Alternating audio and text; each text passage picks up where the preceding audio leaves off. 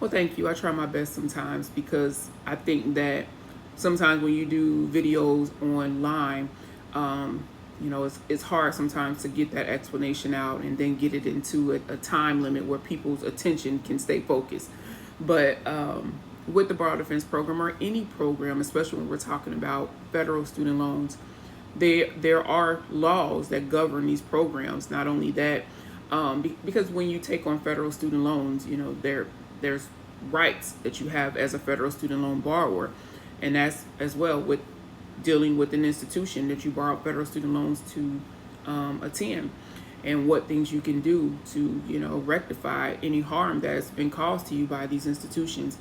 And with the Borrow Defense Program, we know there's been multiple administrations, and with these different regulations that are in place, borrowers just have to be aware of that, because our focus was on the Sweet versus McMahon settlement. But unfortunately, like yourself, you didn't even know about the program. Someone told you about it. And for so many who are just learning about the program, who would have had their loans discharged had they known about the settlement, the Sweet versus McMahon settlement, unfortunately they weren't aware, and they're just now finding out, and their applications are going to be evaluated under different provisions than what was in the Sweet versus McMahon settlement. Although, because even in the Sweet versus McMahon settlement, those applications were evaluated under certain rules, the 2016 Borrow Defense rules.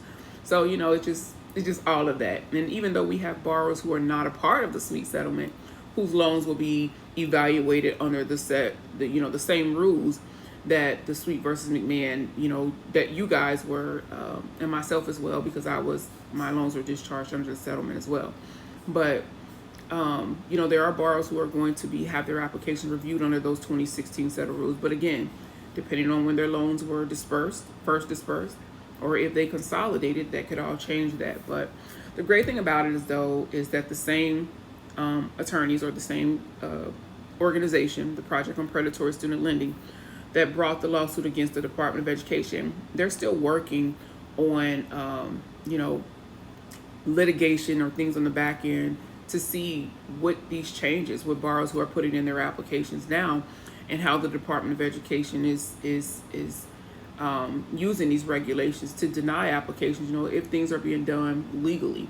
Well, let me not say if they're being done legally, but if they're being done fairly.